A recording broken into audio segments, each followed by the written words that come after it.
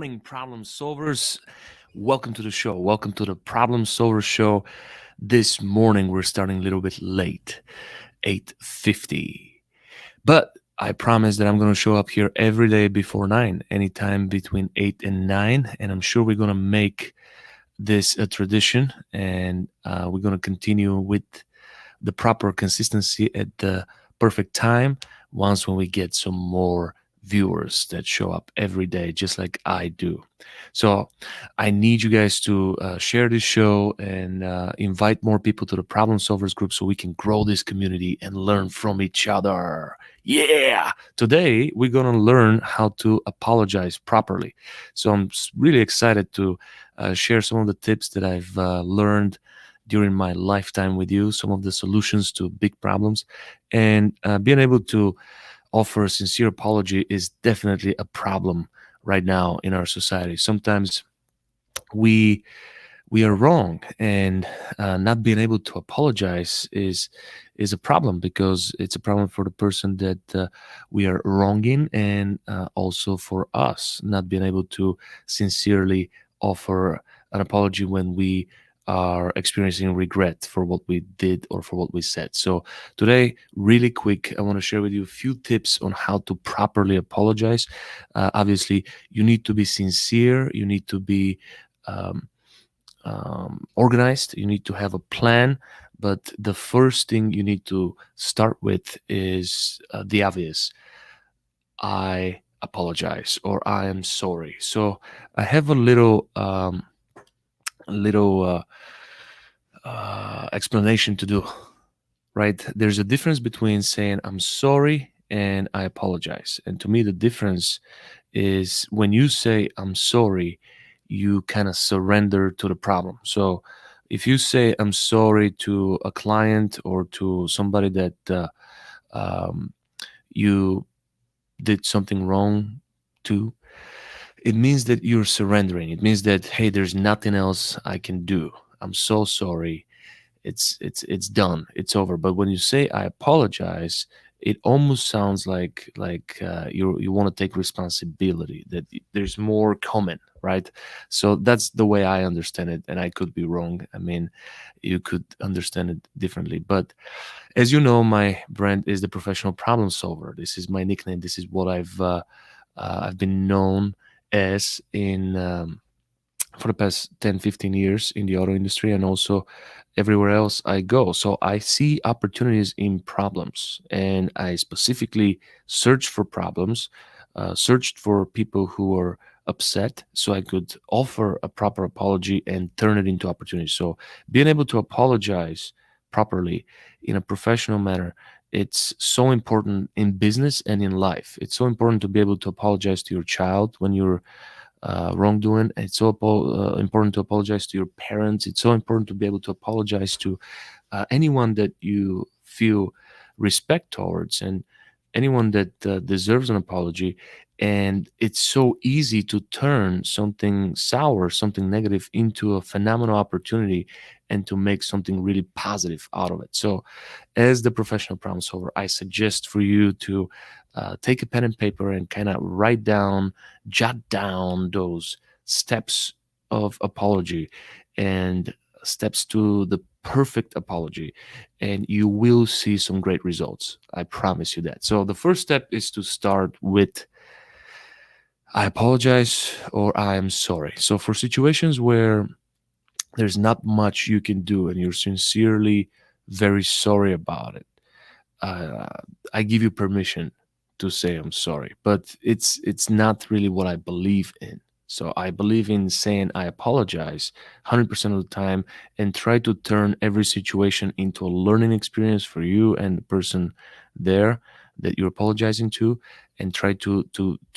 come up with a positive outcome. Because when you say I'm sorry, it starts like you're surrendering, as I explained. So I would start with I apologize, and I'm glad you guys understand the difference. So step number one, use either I apologize or I'm sorry. Without this, you can't really unlock the perfect apology. So the step number two is extremely important. You need to own the mistake.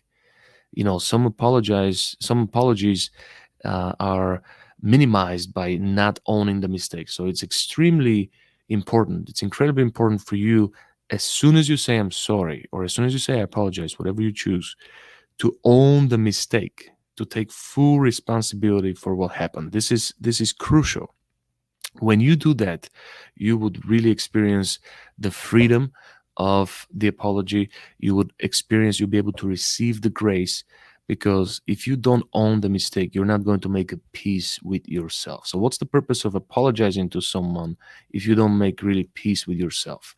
So forgiving, forgiveness is about the other person, right? So if you don't forgive the other person, you will suffer. You will continue to suffer. So somebody said something about forgiveness that I wrote down and I really loved.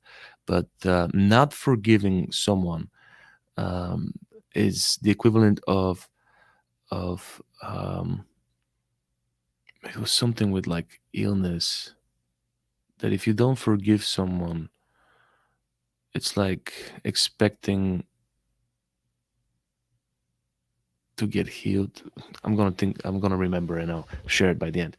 But anyways, own the mistake. It's extremely important to show the other person that you're willing to take responsibility for all of the action. Own the mistake 100%. So step number 2, own the mistake. Step number 1, apologize. Use the word I apologize or I'm sorry. And step number 2, own the mistake. You must own the mistake. So the next step is to describe exactly what happened, to make sure that the facts, that everything that you see as the situation, that you see the situation the same way as the person that you're wrongdoing, right? So you want to describe the exact situation once, when you take full responsibility, or you can mix both. You can do it at the same time. But step number 3 is you got to describe the situation the way you see it from your point of view, because sometimes people don't see the situation from your point of view, so it's hard for them to relate. So especially in business, they don't know what's going on behind the scenes. So if you're able to describe the situation from your point of view, a lot of those people that you're apologizing to now are going to be able to relate. They're going to be able to extend empathy or sympathy, and they will be able to be receiving the apology in a proper manner. So describe what happened.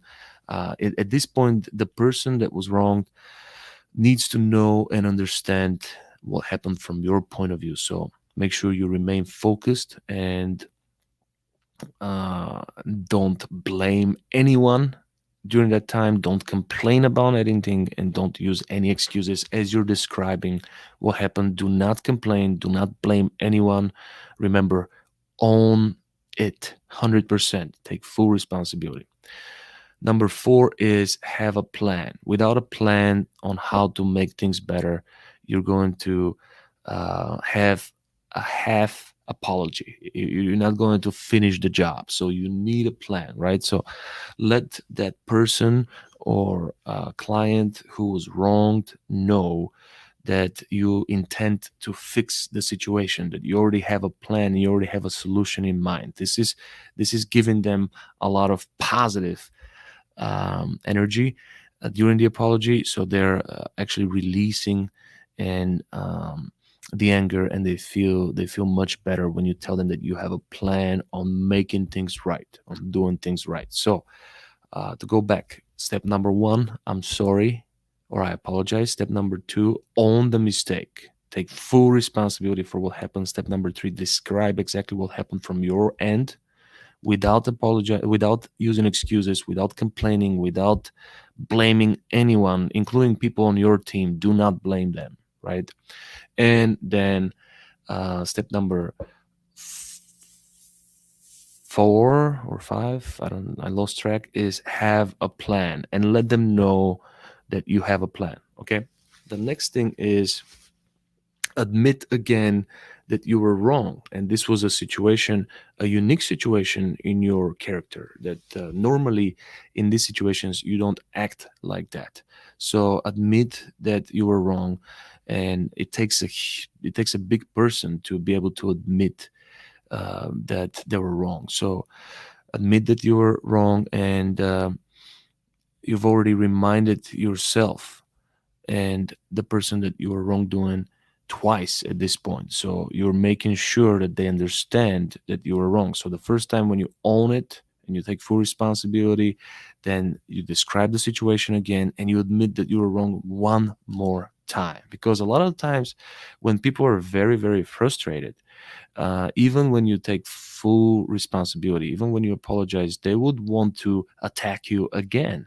And when you do it for the second time, you kind of make sure you lock it in that they understand that you also regret that for what you regret heavily what you've done, and you admit for a second time that you were wrong.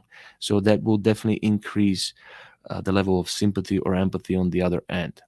So after you admit that you were wrong again for a second time, you want to ask for forgiveness. You want to make eye contact with the person and sincerely ask for forgiveness.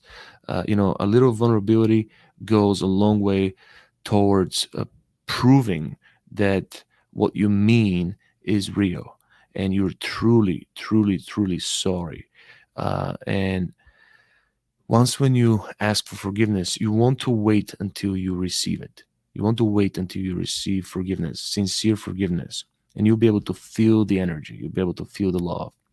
After you ask for forgiveness, the next step is probably step number 6 or step number 7. You guys are keeping track of this. After you sincerely ask for forgiveness, you want to make amends. And what that means is now the plan goes in place. You're going to describe specific action steps you're going to take to make it up to that person. This is so huge, right? That person had lost something. At least they definitely at least lost some time, right? So um, they've lost some time, they've wasted some time. So somehow, some way, you want to add value to their life. You want to restore what was lost if you can, and then some. So right, you want to make amends. You want to exceed their expectations and try to restore what was lost. So at this point, you want to make the amends, and then the final step is to convince them that you will do everything in your power, that you would never let this happen again. Whatever the situation you were involved in, you want to convince them that you will do everything in your power to never let this happen again. Okay, it's 9:03. We got to go to work. We got to go and make this Monday the most productive day of the month yet. So we got to explode today. I'm so glad that you guys were able to join me this morning for this quick tip session, right? And we're going to learn how to apologize, and hopefully you get into a situation soon that you can apply those steps and see the difference between a sincere and proper apology and the one that we've been doing so far. Okay, so before I go, in closing, I want to give you the steps one more time. So the first step is to actually use the word I apologize or I'm sorry. But keep in mind there's a difference between both. When you say I'm sorry, it feels to me like you're surrendering, like there's nothing you can do and you're not going to take any action afterwards. So that to me doesn't have too much value. But when you say I apologize, it feels like you're going to take some responsibility and you're going to try to restore some of the losses, right? And that's what people want when they receive apology, right? So the second step is to completely own the mistake. The third step is to describe exactly what happened from your end, because while you're doing that, you're educating the person you're apologizing. So now they'll be able to easily apply sympathy or empathy, which is necessary for you to receive grace, to receive forgiveness. The step number 4 is to have a plan to make the amends. It's to have a plan for restoring, to have a plan for fixing things. And the step number 5 is to admit your wrongdoings, to admit that you are wrong again. And step number 6 is to ask for sincere forgiveness. Step number 7 is to make the amends. And step number 8, make the amends means to exceed their expectations in restoration. And step number 8 is to convince them that this would never, ever, ever happen again on your watch. Make it a great day. Be the best version of yourself and enjoy this wonderful day. What is today? August 9th? Something like that. Make it a great one.